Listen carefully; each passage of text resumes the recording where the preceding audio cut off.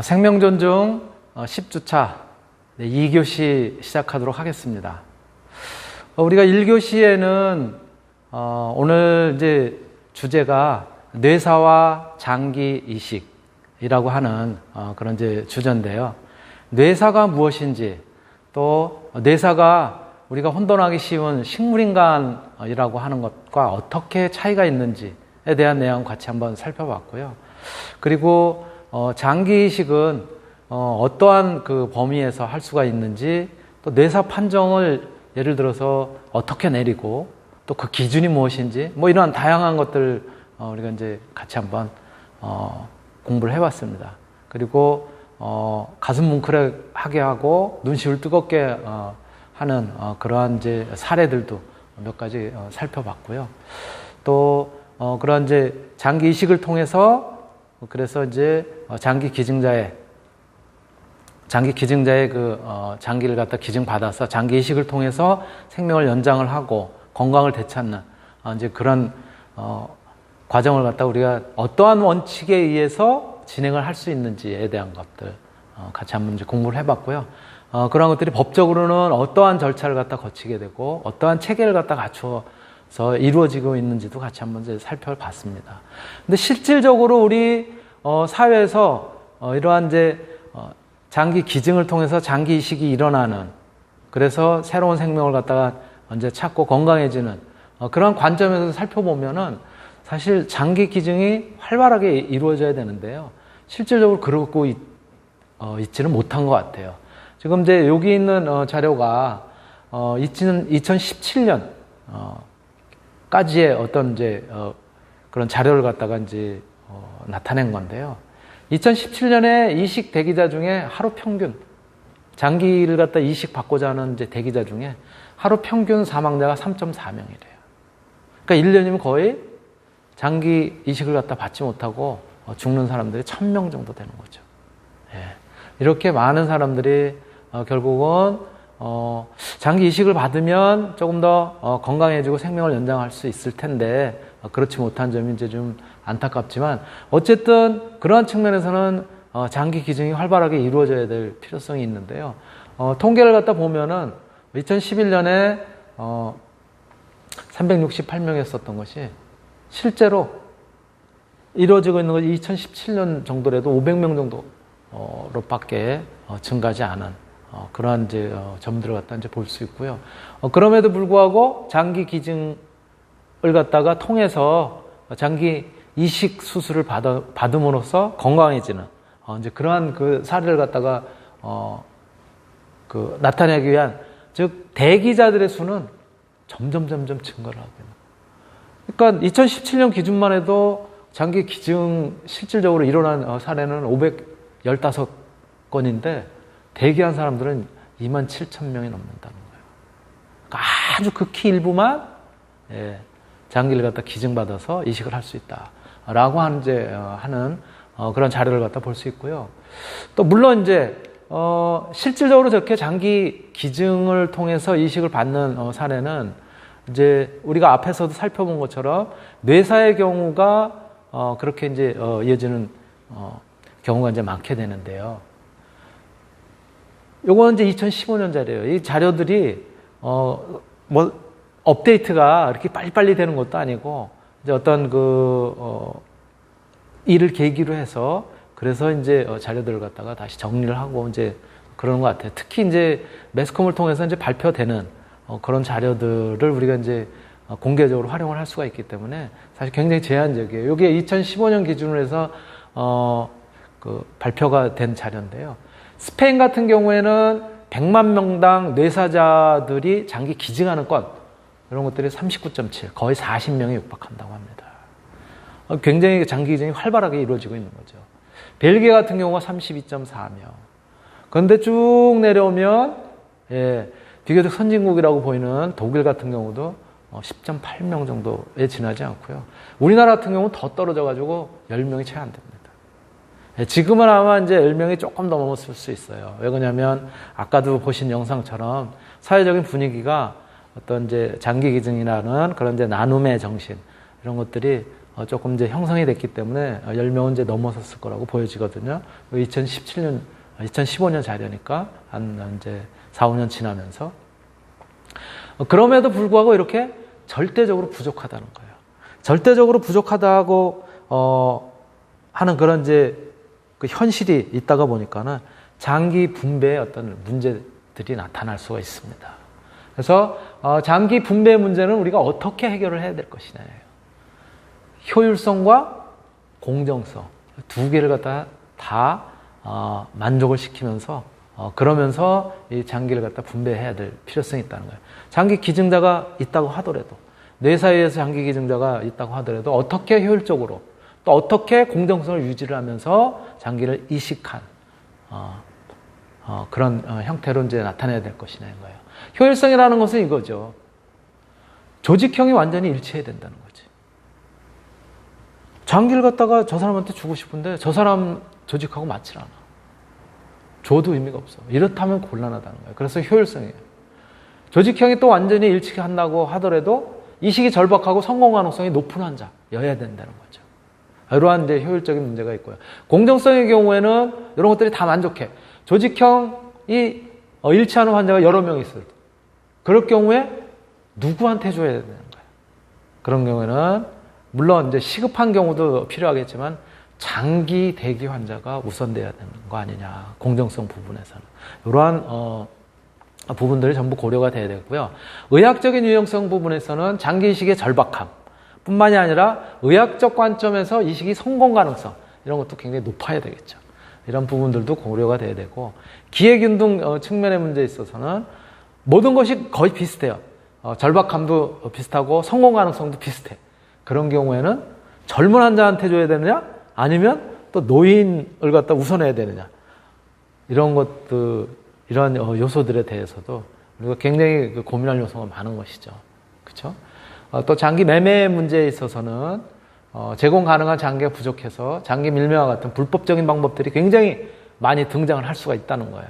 실질적으로 아까 제가 잠깐 언급을 했지만 조직폭력배들에 의해서 굉장히 음성적으로 그런 장기 밀매들, 밀거래들이죠. 이런 것들이 일어나기도 하고 외국 사례이긴 하지만 조금 뒤에 영상에서 보실 텐데요. 외국 사례이긴 하지만 외국에서는 막 이런 이제 마피아라든가 폭력 조직이라든가 이런 것들을 통해서 음성적으로 굉장히 일어나고 있다는 그런 것들을 이제 알 수가 있고요. 또 사회적인 합의성들이 이제 여기에는 이제 뒤따라야 된다는 거예요. 장기 분배와 관련해서 어떠한 그 사회적인 합의를 통해서 기준을 마련하는지 이런 것들이 좀 더 공정성을 가지고 객관적으로 이렇게 마련이 돼야 된다는 거죠. 조금 전에 말씀드렸던 것처럼 바로 이렇게 장기 분배의 측면에 있어서는 굉장히 우리가 고려해야 될 요소가 많은데 바로 이러한 문제들은 왜 나타날까요? 기증자에 비해서 이식받고자 하는 사람들이 굉장히 많다는 거예요. 그러다 보니까 여러 가지 문제들이 이제 일어나게 되고요. 조금 전에 말씀드렸었던 장기 매매의 문제, 불법적인 거래 이런 것들이 굉장히 많이 여러 나라에서 일어나고 있습니다. 특히 우리와 가까운 중국에서 그런 것들이 알게 모르게 음성적으로 어떤 공권력을 통해서도 일어나고 있다고 합니다. 그 영상 같이 한번 보시도록 하겠습니다. 신종 코로나 바이러스 확산으로 중국 사회와 의료계의 민낯이 드러나고 있습니다. 이와 함께 국제사회가 주목하고 있는 치명적인 중국 문제가 또 있습니다. 바로 중국이 양심수를 수감해놓고 강제로 장기를 적출해 불법 이식 수술을 하고 있다는 의혹입니다. 한국인을 포함해 매년 상당수 환자들은 중국에서 거액을 주고 강제로 떼어낸 누군가의 장기를 이식받고 있습니다. 지난해 11월 30일 도쿄대에서 한국장기이식윤리협회와 일본 SMG 네트워크, 대만 국제장기이식관심협회 등 3개국 NGO가 모인 것도 이 때문입니다. 세미나에 참석한 전문가들은 멀쩡한 사람의 장기를 살아있는 상태에서 적출해 판매하는 이른바 생체 장기 적출을 반인류 범죄로 규정했습니다. 장기 매매를 위한 살인은 중국 감옥과 수용시설에 감금된 것으로 추정되는 수십만 명의 양심수들이 주된 표적이 되고 있습니다. 절대 다수는 파룬궁 수련자들이며 지하 기독교인, 위구르인 등도 피해자로 보고되고 있습니다.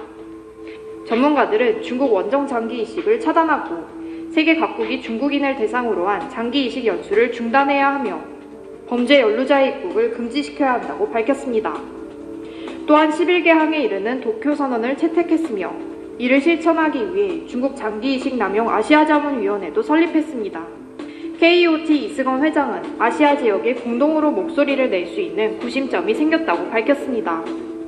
이 회장은 아시아 외에도 미국을 비롯한 각국 의회, 세계의학협회, 유엔고문방지위원회, 국제교육개발 등에서 중국의 장기 이식 범죄를 규탄했다고 설명했습니다. KOT는 올해 가을 서울에서 각국의 전문가들을 초빙한 국제 세미나를 개최해 중국을 압박하고 대응책을 구체화할 예정입니다. 네, 중국에서 일어나고 있는 그런 문제들을 갖다가 지적하고 있는 영상입니다. 근데 바로 이런 문제는 말씀드렸던 것처럼 장기를 이식받고자 하는 이식을 희망하는 사람들의 수는 굉장히 많은데 기증의 수가 굉장히 적기 때문에 그럴 수밖에 없는 거죠. 수요와 공급의 원칙이 맞지 않으니까 이렇게 불법적인 것들이 많이 발생을 하게 되는 거고, 뭐 저를 포함해서 여러분들도 많이 경험이 있을 거예요. 공중 화장실이라든가 이런 데 가면은 거기에 써 있죠. 신장 삽니다. 뭐 이런 것들 있었잖아요. 공공연하게 이렇게 불법적으로 거래하는 사람들의 그런 그 내용을 갖다가 같이 영상을 통해서 한번 확인해 보시겠습니다. 네, 귀신 헬리콥터라는 말 들어보신 적 있으신가요? 네, 귀신은 귀할 신장이라는 뜻으로 장기 밀매 브로커들이 SNS에서 사용하는 용어입니다. 네, 과거 휴게소 화장실에 전화번호를 놓고 연락을 기다리는 식의 장기 밀매가 이제는 페이스북 등 SNS로 활동 영역을 넓히고 있어서 주의가 요구됩니다. 배삼진 기자입니다. 장기 밀매를 소재로 한 영화 아저씨. 장기 밀매는 속칭 통나무 사업으로 불리는데 영화 속에서는 심장과 간, 신장은 물론 눈까지 적출하는 장면이 나옵니다. 과거 장기 매매 브로커들은 휴게소 화장실이나 역 등에서 전화번호를 뿌리다가 최근에는 페이스북 등 SNS와 중고 사이트 같은 인터넷 게시판으로 활동 무대를 넓히고 있습니다. 장기 밀매를 의미하는 은어와 휴대전화 번호를 함께 올리면 카카오톡을 비롯한 SNS로 연락해 계약을 추진하는 방식입니다. 귀신 헬리콥터 삽니다라는 말이 대표적으로 헬리콥터는 영어 단어 심장과 간, 각막, 췌장, 힘줄 등의 합성어입니다. 귀신 외에도 죽은 사람을 뜻하는 청웅, 통나무 등 장기 매매를 암시하는 은어가 사용되기도 합니다. 휴게소라든가 이런 데보다는 사이버 공간에서는 정보도 쉽게 전달이 되고 또 본인이 그 같은 의사표시를 하는 것도 수월하고 신뢰성 측면에서도 상대방을 기망하기에는 수월한 것이죠. 하지만 이런 장기 매매 관련 글의 대부분은 의료 검사를 해야 한다며 금전을 요구하는 경우가 대부분인 만큼 주의가 필요하다고 전문가들은 당부합니다. 연합뉴스TV 배삼진입니다. 네, 이런 불법적인 매매들, 불법적인 거래들 이런 것들이 우리나라 내에서도 이렇게 일어나고 있고요. 그래서 조금 전에 말씀드렸던 것처럼 조금 더 장기 기증을 활성화해보자. 또 그런 부분들을 갖다가 우리가 사회적인 분위기로 만들어보자 라고 해서 아까 말씀드렸던 것처럼 이제 기증할 수 있는 나이를 스스로 자발적으로 기증할 수 있는 나이를 기증이 뭐 살아있는 거를 뭘 한다는 얘기가 아니라 기증을 서약하는 미리 약정을 하는 나이를 갖다가 16세로 지금 낮췄어요. 그 내용 같이 한번 또 영상으로 같이 보시겠습니다. 장기 기증 희망 등록은 사고 등 갑작스러운 경우에도 기증 의사를 정확히 확인할 수 있도록 돕는 제도인데요. 이 장기 기증 활성화를 위해 부모의 동의 없이도 희망 등록을 할 수 있는 나이가 16살부터로 낮아졌습니다. 박찬 기자입니다. 17살 나이에 9명에게 생명을 나눠주고 떠난 고 강성민 군의 아버지가 학생들 앞에 섰습니다. 아들의 고귀한 뜻을 생명 나눔 운동으로 더 이어가기 위해서입니다. 그냥 땅속으로 묻는 것보다는 다른 사람한테 나누어주는 것이 좋다. 저희 아들 같은 경우 다른 사람 생명을 살렸잖아. 강연을 들은 학생의 절반가량이 장기 기증 의사를 밝혔습니다. 희망 등록까지 할 의사는 있어요? 네, 당연히 있죠. 미성년자의 경우 법정 대리인의 동의가 있어야만 장기기증 희망 등록을 할 수 있었습니다. 올 7월부터는 16살 이상은 본인의 의사만으로 신청이 가능해졌습니다. 신규 희망 등록자 수가 매년 10만 명 정도에 머무는 상황에서 기증문화 확산을 위해 요건을 바꿨습니다.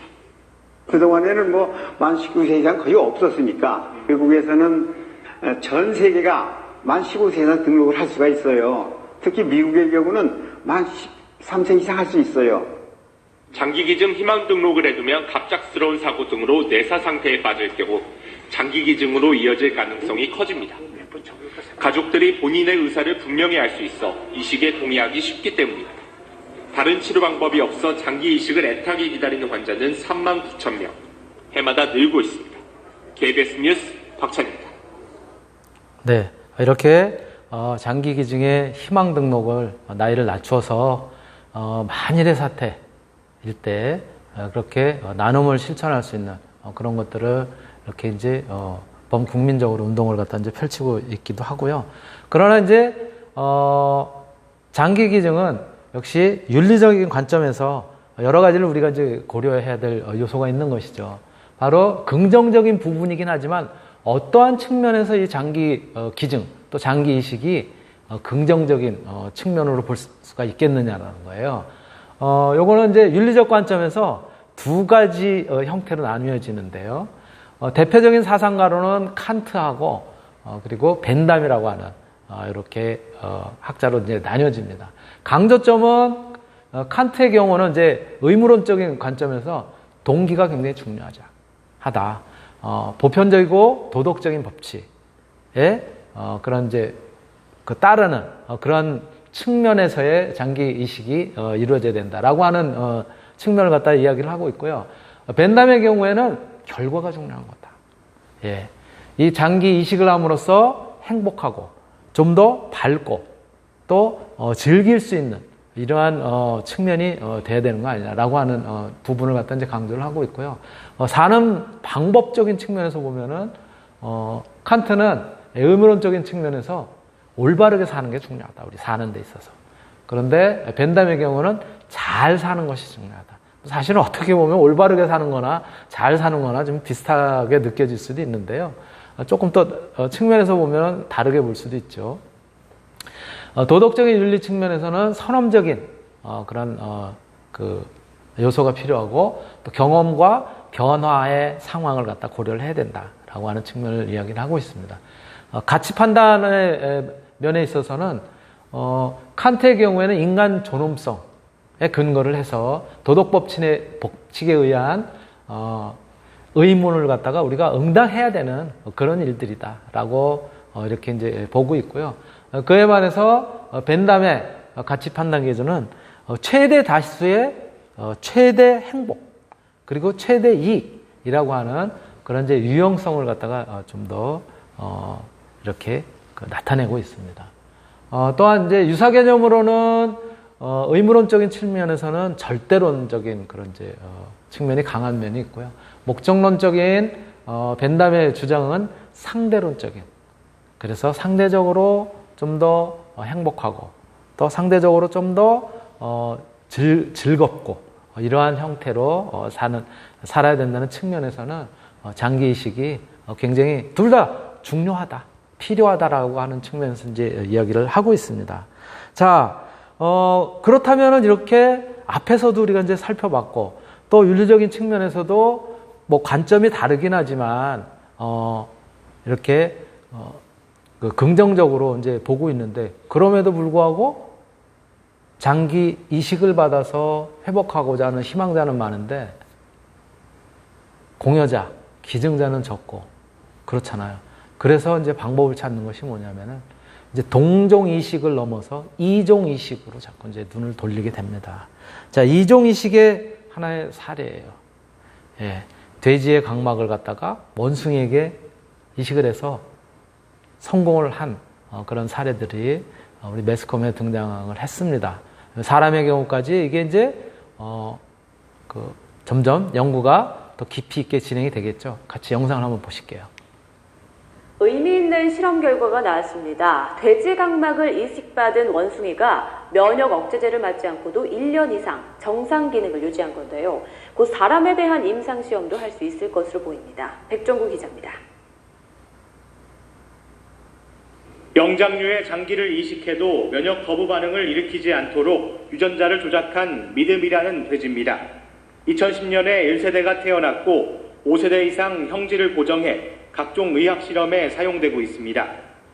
믿음이는 그 거부 반응이 굉장히 중요한 요인을 이미 없앴기 때문에 어떠한 조직을 이식을 하더라도 거부 반응은 없을 거라고 예상을 합니다. 지난해 믿음이의 각막을 사람과 신체 조건이 비슷한 원숭이 3마리에게 이식했는데 기대 이상의 결과가 나왔습니다.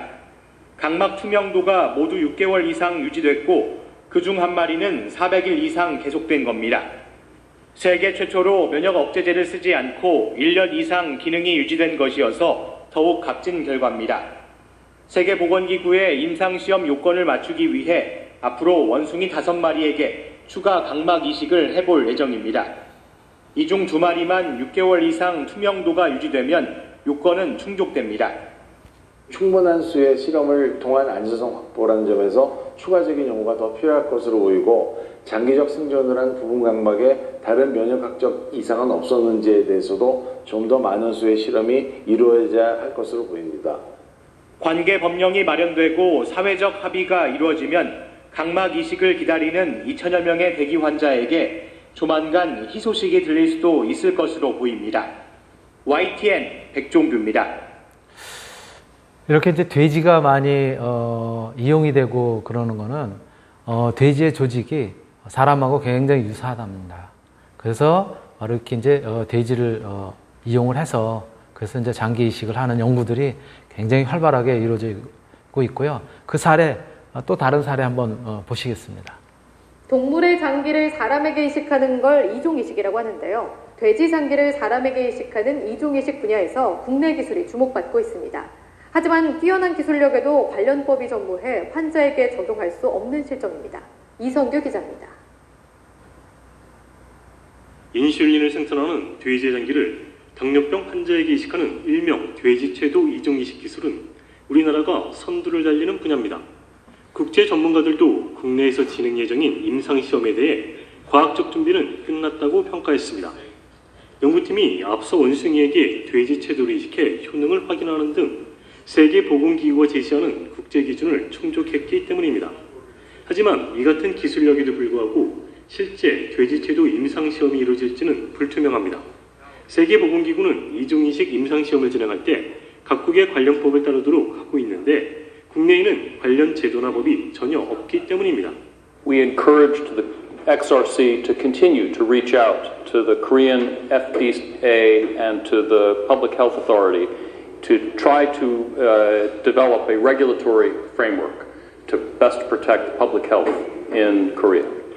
혹시 모를 부작용을 모니터하기 위해 이식받은 환자를 평생 추적 관찰해야 하는데 현행법상 이마저도 쉽지 않습니다.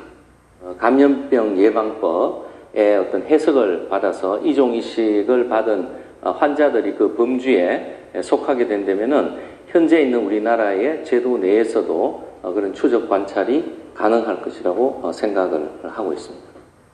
이 같은 법적 뒷받침이 마련되면 연구팀은 내년 1월 당뇨병 환자 2명을 대상으로 돼지체도 이식을 진행할 계획입니다.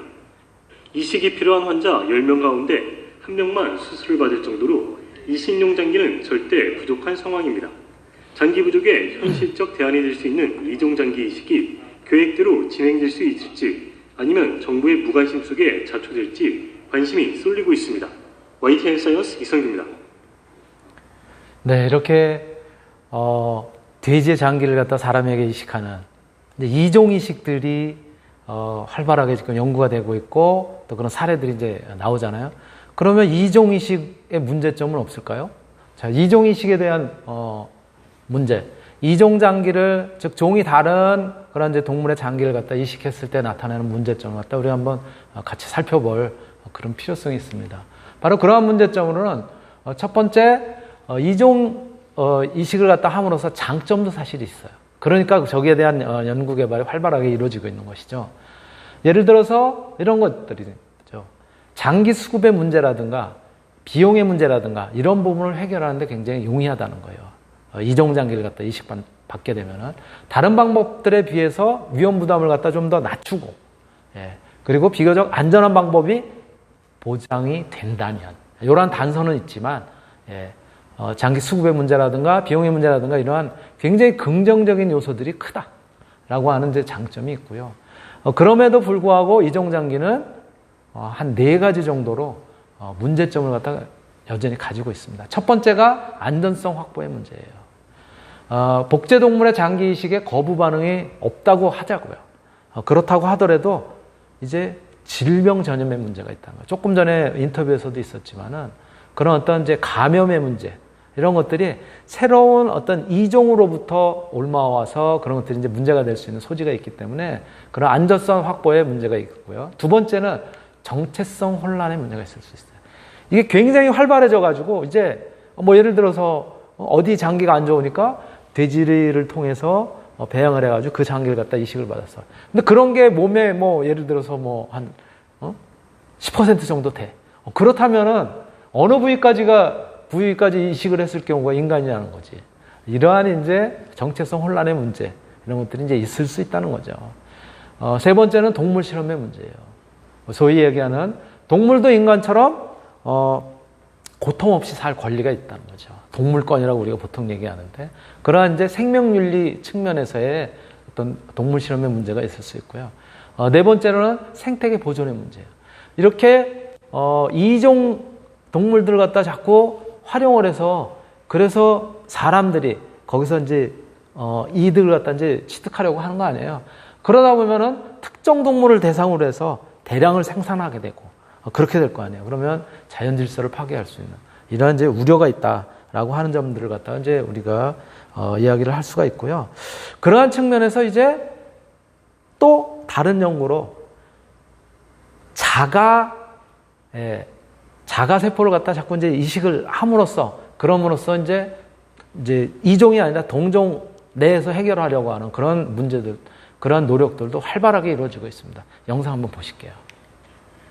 각막은 한 번 손상되면 회복이 안 돼서 이식하는 것 외에는 다른 방법이 없었습니다. 네, 각막 안에 있는 내피세포가 되살아나지 않기 때문인데요. 국내 연구진이 내피세포의 재생을 돕는 단백질을 찾아냈습니다. 이동훈 기자가 보도합니다. 우리 눈의 렌즈 역할을 하는 각막. 각막에 상처가 나거나 질병이 생기면 뿌옇게 흐려지면서 시력이 떨어지고 실명으로까지 이어집니다. 각막을 투명하게 유지해주는 내피세포가 손상됐기 때문입니다. 각막 내피가 손상이 되면은 자연적으로 치유가 안 되기 때문에 이제 좀 난치성 질환으로 많이 분류가 되어 있거든요. 결국 각막을 이식해야 하는데 우리나라는 기증자가 적어 수술이 쉽지 않고 각막을 수입하면 비용이 커지는 어려움이 있습니다. 국내 연구진이 이러한 각막 내피세포의 재생을 돕는 단백질을 발견해 새로운 치료 가능성을 열었습니다. 우리 몸에 있는 엔지오제닌이라는 단백질인데 이를 눈에 주입하면 몸속 신호물질을 자극해 각막 내피세포를 빠르게 늘리는 겁니다. 실제로 손상된 토끼의 각막에 이 단백질을 안약처럼 넣었더니 8일 후에는 각막 내피의 상처가 거의 사라졌습니다.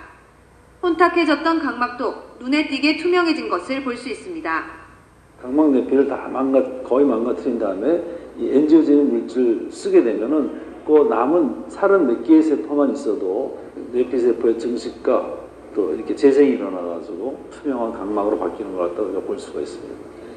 이 단백질을 이용하면 손상된 각막의 내피세포를 재생시켜 이식 없이 치료하는 길이 열립니다. 또 각막 이식 환자에게 주입하면 성공률을 크게 높이는 것은 물론 염증 억제나 안압을 낮추는 효과도 얻을 수 있습니다. YTN 사이언스 이동훈입니다. 네, 이제 각막에 대한 그런 이제 회복 가능한 그런 이제 방법들이 연구 개발되고 있다는 얘기고요. 또 우리가 병원에 가기 싫어하는 그런 이제 진료 중에 치과 굉장히 가기 싫어하잖아요. 그렇죠? 아프기도 하고. 근데 이런 충치를 갖다가 뭐라 그럴까요? 줄기세포를 통해서 그래서 이제 회복시킬 수 있는 그런 연구도 활발하게 진행이 돼서 이제 실용화될 이제 그런 단계에 가까워지고 있다고 합니다. 영상 보실게요. 충치로 손상된 치아를 줄기세포로 복원할 수 있다는 연구 결과가 나왔습니다. 영국 킹스 칼리지 런던대 폴 샤프 교수 연구팀은 알츠하이머 치매 치료에 쓰던 약물로 치아의 줄기세포를 재생시켜 손상된 부분을 다시 자라도록 하는 데 성공했다고 밝혔습니다. 연구팀은 신경과 혈관, 줄기세포가 있는 치아 가장 안쪽 손상 부위에 알츠하이머 치료제를 적신 콜라겐 스펀지를 넣었습니다. 시간이 지나면서 스펀지는 분해돼 사라졌고 손상 부위에 단단한 상아질 조직이 채워진 것으로 나타났습니다. 연구팀은 알츠하이머 치료제가 줄기세포를 자극해 상아질을 자라나게 한 것이라고 설명했습니다. 네, 바로 이러한 것들이 이제 실용화되면 우리 충치를 뭐 때우거나, 그죠? 이럴 필요가 없이 약물을 갖다 주입을 해서 자라도록 해가지고 손상된 부분이 회복될 수 있도록 하면 얼마나 좋겠어요. 활발하게 이런 부분까지 연구가 되고 있다고 합니다.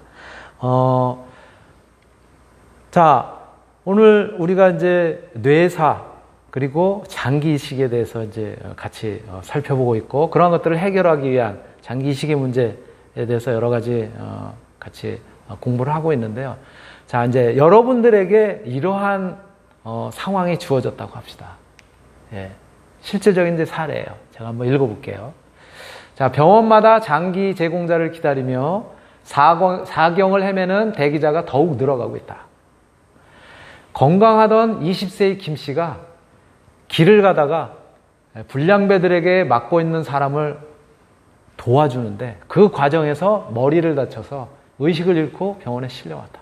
이럴 수 있잖아요. 그렇죠? 실질적으로 이런 사례들이 있거든요. 수술 중에 뇌출혈과 부종이 심해서 계속 수술을 진행하지 못하고 중환자실로 옮겼다.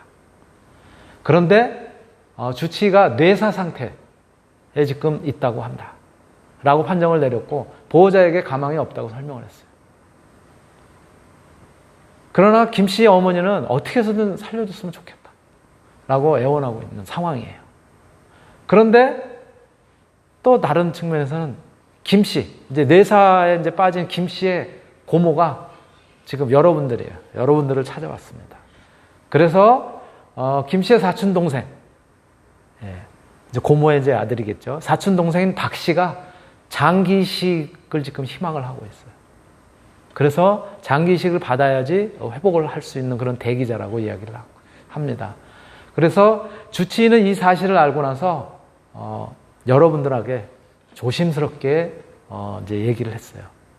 저 지금 뇌사에 빠진 김 씨의 노모를 갖다가 설득을 해서 저 김 씨하고 사촌 관계에 있는 박 씨, 그 환자에게 장기 이식을 갖다가 권유하는 게 좀 어떻겠느냐. 당신이 좀 권유를 좀 해줬으면 좋겠다. 라고 지금 부탁을 했어요. 여러분들이 그런 부탁을 받았을 때 여러분들은 어떻게 하실 건가요? 자, 뇌사 상태인 김 씨의 장기를 갖다가 사촌 동생인 박 씨에게 기증하게 해달라고 하는 김 씨의 어머니를 설득해달라고 의사 선생님이 얘기를 했는데 여러분 어떻게 하시겠습니까? 이게 첫 번째 과제입니다.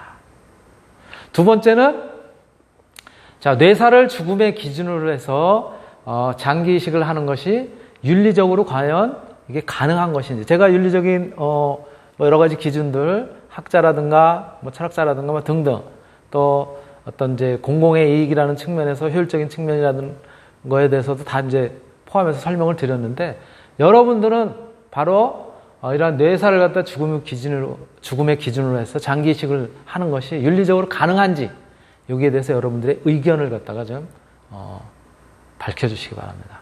두 번째 과제입니다. 마지막으로 세 번째는 최근 진행이 되고 있는 배아줄기세포, 아까 충치 같은 경우도 마찬가지였었는데요. 배아줄기세포를 이용해서 이종간 융합 기술들, 이런 것들이 지금 굉장히 활발하게 지금 연구가 되고 있거든요. 바로 이렇게 이종간 융합 기술을 갖다 활용해서 장기 이식을 하는 이러한 이제 연구들이 이루어지고 있는데, 그러한 연구개발 동향을 갖다가 조사를 해서 여러분들이 조사를 해서 보고서로 제출해 주십시오. 이게 세 번째 과제예요. 그래서 오늘은 과제가 여러분들한테 부과가 되는데요. 세 가지입니다. 뇌사 상태에 빠진 김 씨 어머니를 갖다가 김 씨가 지금 뇌사 상태에 빠졌는데 그 어머니를 갖다가 사촌 동생이 지금 장기 이식이 필요로 하니 그 어머니를 갖다 설득을 해서 할 수 있겠느냐? 여러분들한테 질문한 거고요. 어떻게 설득을 할 것이냐? 두 번째는 뇌사를 죽음의 기준으로 해서 장기 이식을 하는 것이 윤리적으로 과연 타당하겠느냐? 여러분들의 생각이 어떠냐는 거예요. 두 번째. 세 번째의 경우에는 최근에 진행이 되고 있는 배아줄기 세포를 이용을 해서 이종 간의 장기 이식이라든가 또 그러한 관련 연구와 관련된 자료를 조사를 해서 제출하라는 거예요. 세 가지를 갖다 제가 구글 클래스룸에도 올리겠습니다. 예. 그러니까 요 과제를 제출해 주시면 될 것 같고요. 자, 뇌사에 대한 찬반의 논거는 이래요. 앞에서 얘기를 했었던 요 사례도 마찬가지, 일본 사례도. 찬성론의 경우에는 주로 데카르트의 입장입니다. 반대론의 경우에는 일반적인 시각이에요. 찬성론의 데카르트의 입장은 이렇습니다. 인간은 생각한다. 고로 존재한다. 이렇게 이야기를 하고 있잖아요. 그렇죠? 인간은 생각하는 존재라는 거예요. 그렇기 때문에 생각하는 뇌가 굉장히 중요하다는 거예요. 몸은 기계에 지나지 않는다라고 생각을 하고 있어요. 그래서 뇌가 죽었다. 뇌사는 곧 죽음이다. 라고 이제 보는 관점이고요. 일반적인 관점에서는 뇌하고 심장은 다르다. 우리 보통 죽었는지 살았는지를 갖다 판단하는 것이 뇌라고 보지 않고 심장이 뛰느냐 안 뛰느냐 이걸로 보지 않느냐. 그래서 심장이 곧 몸이다.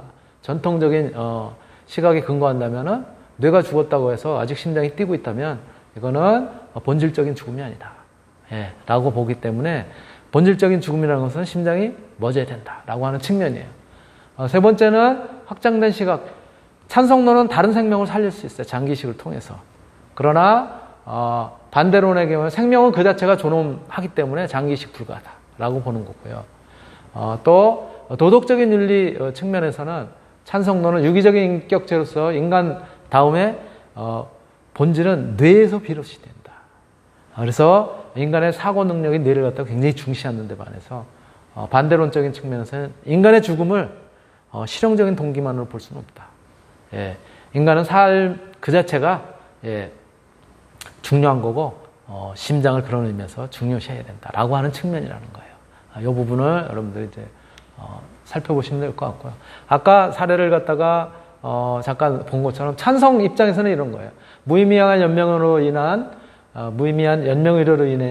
인한 거는 중단이 돼야 되고 소생 가능성이 희박한 뇌사 이런 것들은 가족들의 정신, 경제적인 부담도 있을 테니까는 행복한 죽음을 갖다 맞이를 함으로써 다수 사람들에게 건강과 행복을 주는 공리적인 측면에서의 9명에게 새 삶을 주고 장기이식을 통해서 불법적인 장기 매매를 갖다가 근절하는 그런 긍정적인 측면이 있다. 또 뇌사자의 자기결정권을 존중을 해서 평소에 장기이식을 서약한 그 뜻을 갖다 높이 사야 된다. 그리고 사랑과 자비 같은 인류의 보편적인 가치를 갖다가 실현할 수 있도록 그렇게 해줘야 된다라고 하는 찬성적인 측면이 있는가 하면 반대 입장에서는 뇌사는 임종의 과정일 뿐이다. 뇌사는 심장이 뛰고 있고 호흡을 여전히 하고 있기 때문에 생명이 징후다. 뇌사 판정이 과학적이 아닐 수도 있고 이게 문제가 있을 수도 있다. 또 인간의 존엄성을 무시하는 행위, 연명의료 행위라든가 이런 것들은 무시되어야 되지만 인간 자체가 목적이 아닌 수단에 대해서는 곤란하다. 라고 하는 측면이 있고요. 법적 대리인이 그 주체가 의사를 표현하지 않는다고 해서 장기 기증을 하고 이런 것들을 대신할 수 있겠느냐 라고 하는 그런 대변할 권리는 없다라고 하는 반대의 입장에 있을 수 있습니다. 오늘 제가 여러분들하고 같이 뇌사와 장기 이식과 관련된 내용을 통해서 여러 가지 같이 한번 공부를 해봤습니다. 오늘 제가 준비한 내용은 여기까지고요. 이상으로 마치도록 하겠습니다.